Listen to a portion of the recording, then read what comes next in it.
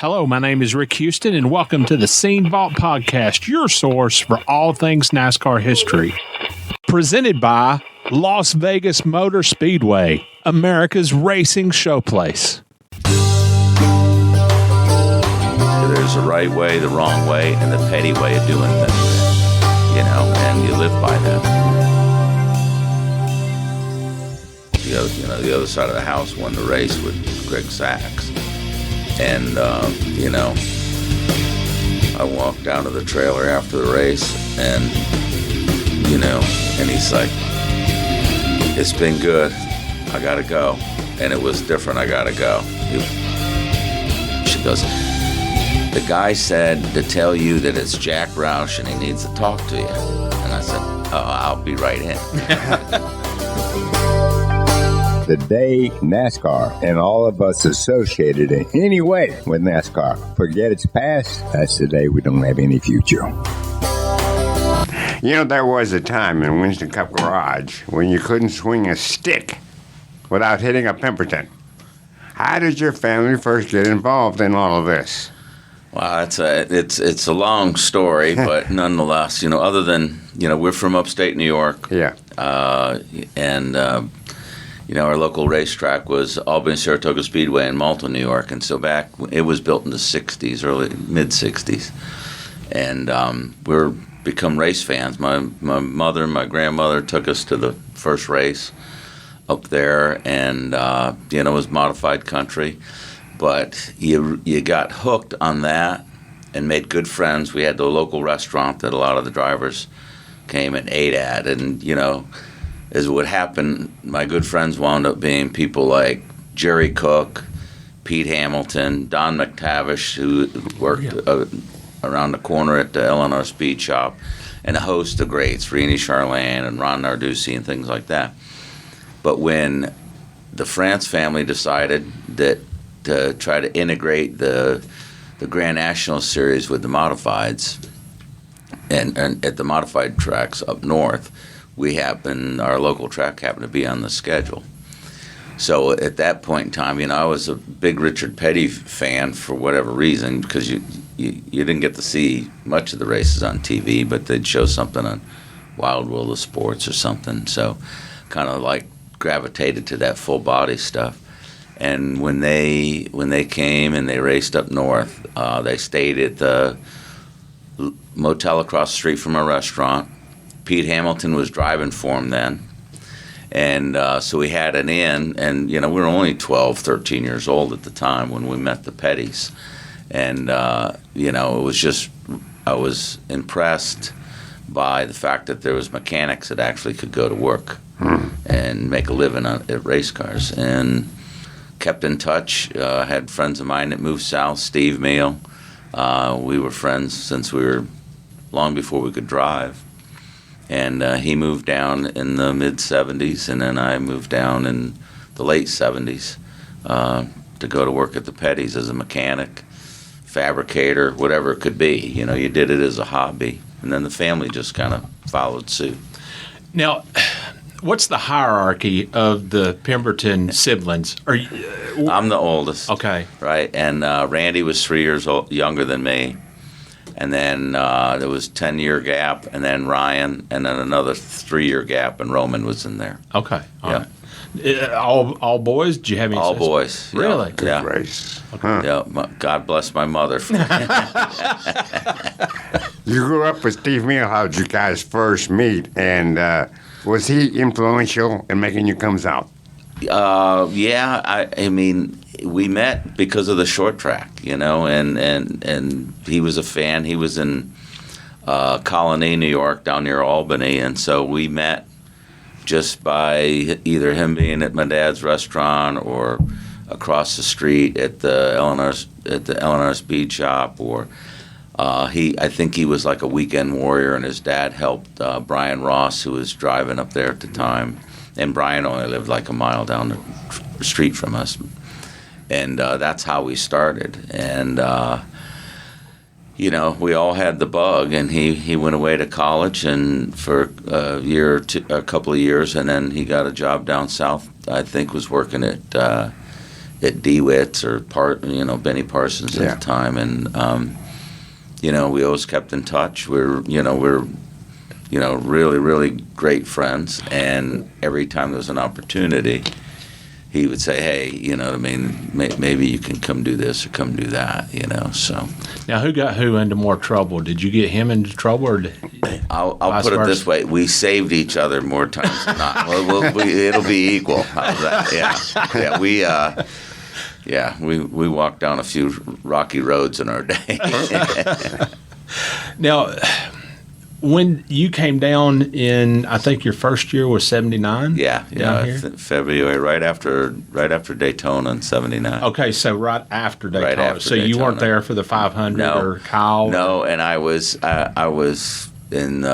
sitting in the grandstands and watched the Permatex race on that Saturday. Okay, so you were there. I was there, but I was there as my girlfriend at the time and I were coming back from vacation down in South Florida and stopped in to see the race on the way back. Wow. Yeah, it was crazy. How much longer after that did you start? Probably a month or so. Did you already know that you were going to be working there? It was in the works at the time, and I think that Kyle did so well. I think that they kind of not fast-tracked it, but they knew they needed one or two more guys or something.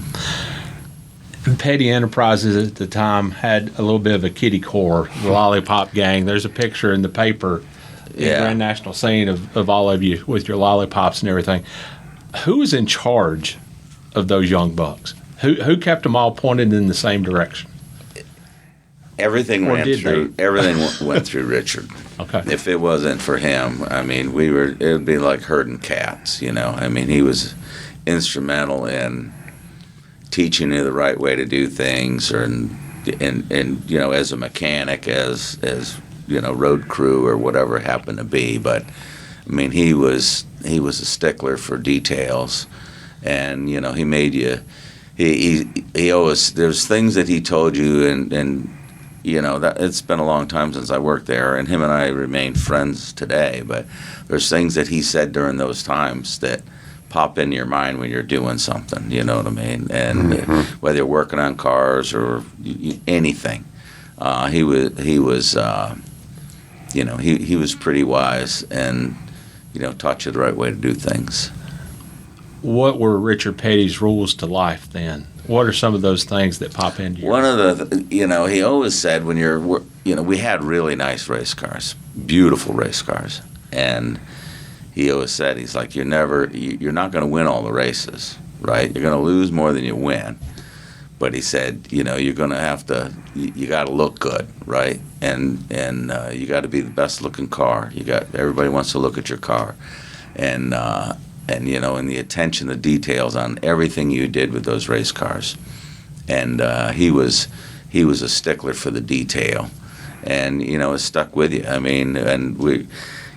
I was over there for dinner at the shop with all the old employees a couple weeks ago, the original ones, and and Kyle had the quote, and this is true: "There's a right way, the wrong way, and the petty way of doing things." Yeah. And you live by that. Your first year down here, Richard wins the 500. You weren't working for him, but it was in the works, like you said. Then the team wins the championship. And, that's an awful lot of success very early in your career. Was it hard to live up to that kind of standard as the years went by? It was. I think when it all happened, and you didn't realize how hard it was. It happened, right? And it happened on the backs of the people that were there years before I came along. I was way down on the totem pole. And you appreciated it, but you appreciated it more 2 years after, 3 years after, you know what I mean? Because it was a lot of work, and influx of some new teams, and drivers that were pretty aggressive, and it was the light went on a year or 2 or 3 years in, and like, man, I hope that's not the last time I get to visit Victory Lane or championship or anything like that. Dale Inman left the team after winning the 500 in 1981. What kind of fallout did that have back at the shop? It was really best I can recall. It was kind of a it wasn't doom and gloom, but it was like, golly, you know, what went on? I mean, you know, you needed Chief, you needed Dale, you needed Richard, you know, all the, you know, you had three people in there that helped balance everything out, you know. And there was always differences of opinion. That goes on in any business, but it was, you know, it was just a weird feeling, you know, after spending 2-3 years with Dale, you know, or 2.5 seasons or something, to have him not there anymore, right? And even so, for me personally, it was like, what's going to happen? How do teams adjust? What do they do? You know, how do they fill in? And but it was a weird feeling.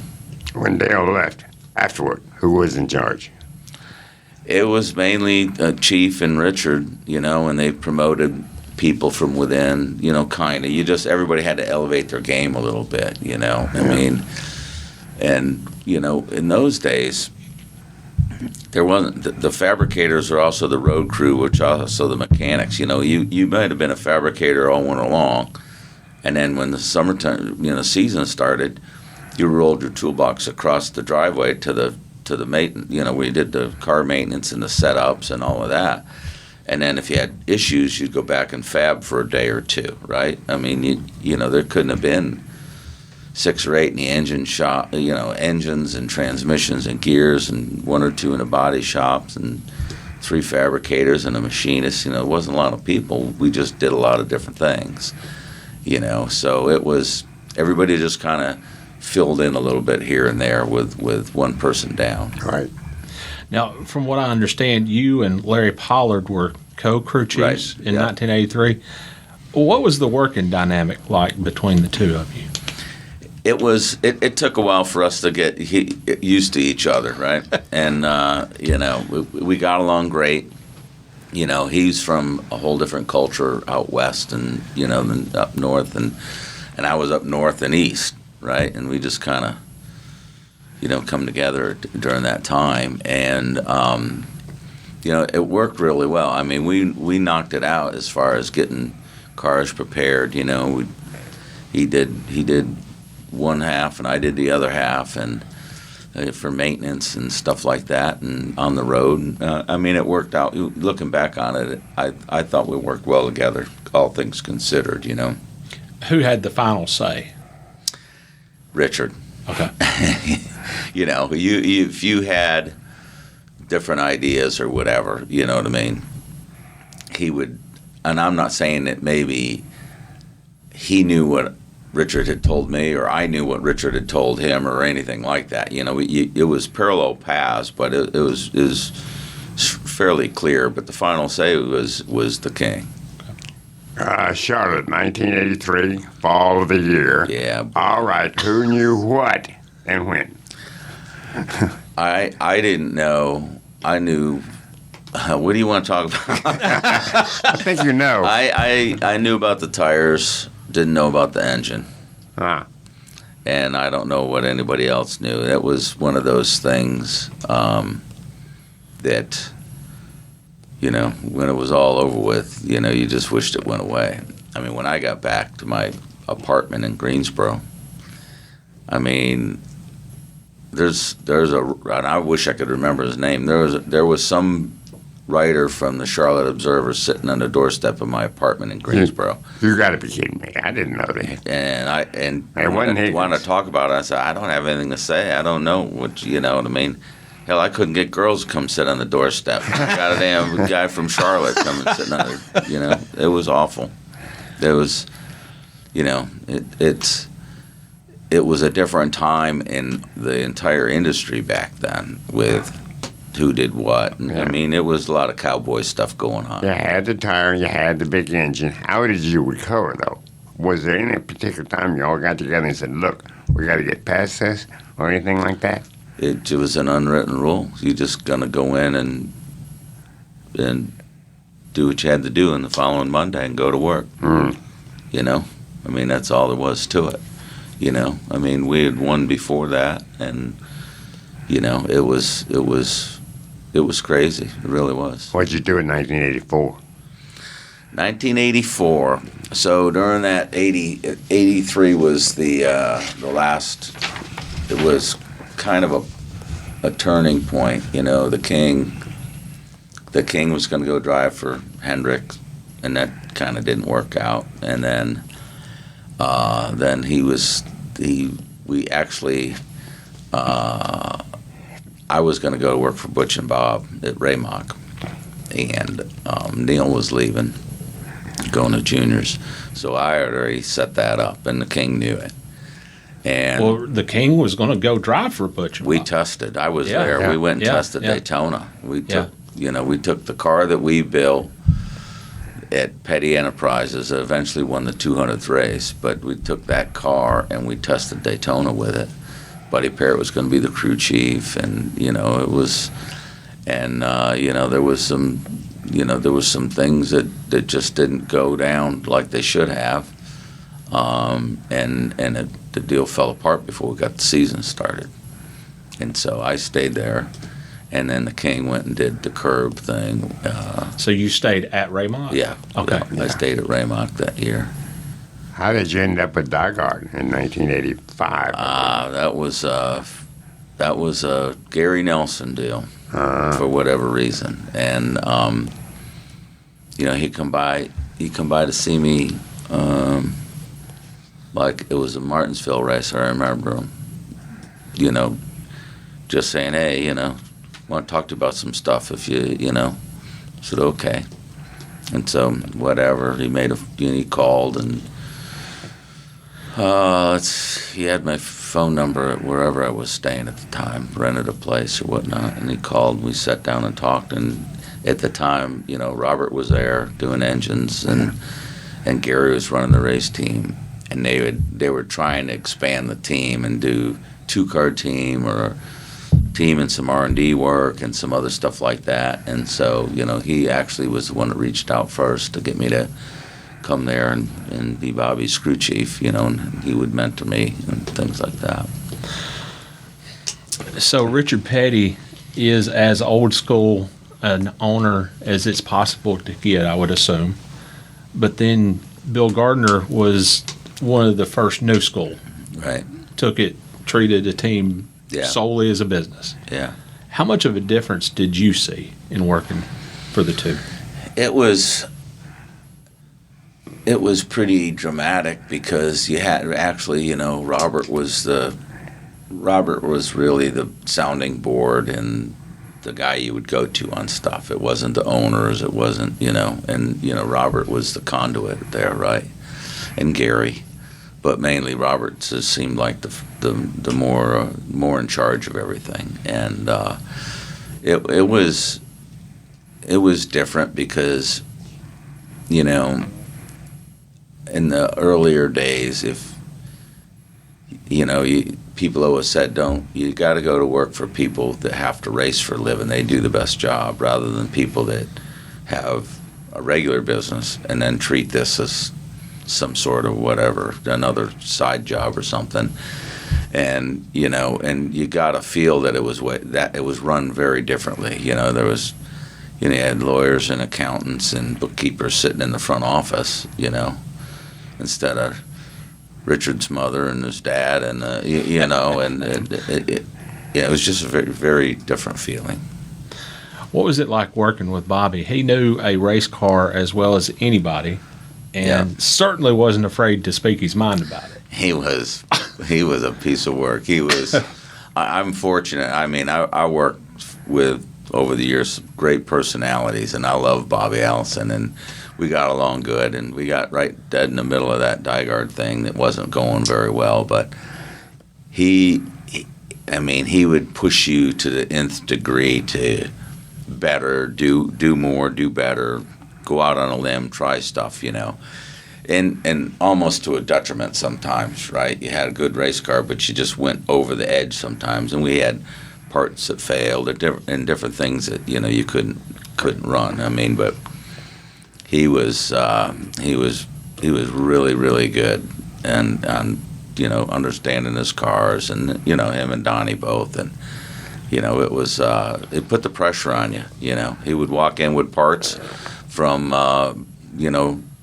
Alabama and say, we need to have these on the car, and what can you do to do it? And most of the time we did it, but not all the time. You didn't have time to do it. You know what I mean? But it was he challenged you for sure. Legal parts from Alabama? Yeah, there was in those days the rule book was really thin. It was. It was thin. I've got one in my toolbox, an old one, and it's thin. And he would bring stuff in. Yeah, legal stuff. All right. So Daytona that July in 1985. Take us through the whole deal with Gary and the test team and Greg Sacks winning, and then Bobby leaving. Yeah, that must have been interesting. Yeah, it was a lot of pressure, and I, not knowing all the finer details in there, but I don't think Bobby was, in those days drivers didn't want a teammate. Right. They didn't. And in fairness, nobody really was successful with teammates early on, unless you were a Holman and something like that, but. And I think it just kind of rubbed them the wrong way, and finally it had us fill, and it didn't help, you know what I mean? We had engine trouble, and then they wound up winning the race. The other side of the house won the race with Greg Sacks, and I walked down to the trailer after the race, and and he's like, it's been good. I got to go. And it was different. I got to go. He wasn't going to the airplane. He was going somewhere else. But, it was a tough race to run. We didn't have two complete pit crews, right? And then when we had issues, some of the guys were down there pitting Greg's car. And we come down pit road one time. We didn't have all the crew. We didn't have all the tire changers we needed. We didn't have. And that was really, I'm not saying that was the end. It might have been before that, but that was. So did you go down to Greg's pit as well? Or no. Okay, all right, no. Just some of the crew. Yes. What did Gary have going on with that car that Greg Sacks drove? They had Robert's horsepower, and I think that they went off, and I think they had a better engineering outlook on things. They were getting some help from some outside consulting and stuff like that. And if I'm not mistaken, that was one of the cars that Waddell had back in the day. It might have been the one that they ran so well with, and they wound up with it. So. What was your reaction when Bobby left? Did you ever try to talk him out of it? I wasn't old enough to talk him out of anything. Oh, okay. You know what I mean? I didn't have the experience. I was disappointed that it went down the way that it did. And then that was the rest of the year was just tough. Then you had, you ran Greg, and you had different guys in and out that you were looking at doing, and it was tough. You left DiGard early the next season. Was the writing on the wall with the direction that the team was heading, or was Raymock just the better option at that point? What was tough for me is we were working 18, 20 hours a day. Really? And and we, I was living in Matthews, and the shop was over near the airport. And I would have to drive through Charlotte traffic to get there, which is fine. But when you're doing that at 5:30 in the morning, and you're not leaving home to go home until 2 in the next morning, and you'd go home and you'd take a shower, and you'd lay down for a few minutes and you'd drive back. You know what I mean? There were times that we met for breakfast, leaving work at the Fork and Knife Diner up on Independence Boulevard, at 3 and 4 in the morning. You know what I mean? And going through that, it's like, man, I can't. Physically, I couldn't maintain that. And we had. I had a 10-year contract with him. And it was 18 months in or whatever it was, and maybe less than that. And I was like, I wasn't going to go, raise Cain about anything, but I just talked to him and said, look, I can't keep doing this. You got to find another way to do it. But I'm not your guy. I can't do that. I mean, we were doing it, thank God it was only 27, 8, 9 races, a year back then. But then you were testing. Killing it. Then you were testing, I'm sure. We were testing some, but you didn't. You didn't test a lot. You tested some. Yeah. Right. How and when did Jack Roush enter the picture? Paul Giltonen and was the guy there that put that together, and Paul was the guy that helped Gary with the car that Greg won the race with, right? Paul was a Ford engineer, and so we met each other back then, and so we became friends. So I was at Raymonk, and we had they were doing all they could to keep that team up and running. We had driver after driver after driver because, couldn't get a full-time guy, right? I mean, so I'll never forget. I was so mad. I was home on a Saturday or something, and I was push mowing the yard, and we had a fairly big lot.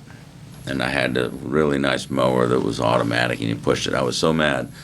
I was mowing the whole yard and refused to engage the mower so it would do it for me, right? And I told Lisa, my wife, I said, "Don't bother me. I don't want to talk to anybody. I want to do this, that, and the other." So she pops her head out the door, and she said, "You got a phone call?"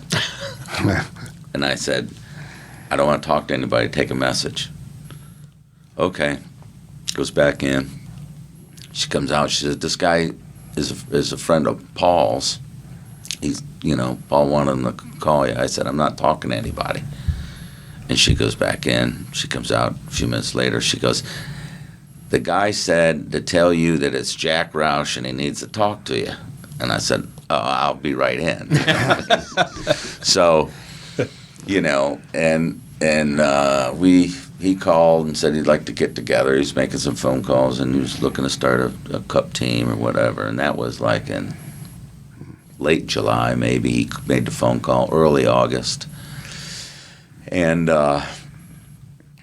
so I said, okay, figure it out and whatever. And so that's how it started. And, we're going to meet him at the Holiday Inn. Had a meeting room in Greensboro, the one off of I-40, right there outside near the airport. And so I roll up there on whatever day it was, drive up from Matthews, and I roll in there, and there's Steve Meal, right? And he's there. He's like, "What are you doing there?" I said, "Jack Roush." He goes, "Well, me too," right? So now here we are, Yeah. So Jack didn't know. Jack either didn't know or didn't pay attention to the fact that Steve and I knew each other. And so he's looking to hire, according to Jack, he was looking to hire one, but hired both of us. And then we just kind of divvied up the work. And Steve wound up being more of the team manager, and I wound up being more the car guy, And so the meeting took place the week before the Bristol night race. And In 87? 87. Yeah. Okay. And I think Dave Despain doing his Friday, whatever his shows were on TV, said that Jack Roush was going to go start a race team and whatever. And somehow, I don't know because I didn't watch much TV then, but somehow either Steve's name or my name was associated with whatever Dave said. So our owners, Bob Rahilly got ticked at me, and, I just went to talk to Jack, but, I needed something more stable, right? And I love Butch and Bob. They were good to me. And, when the worlds collided then, right? And so Monday I packed my stuff up and I didn't go to work for a couple weeks. I think we started like the last week of August.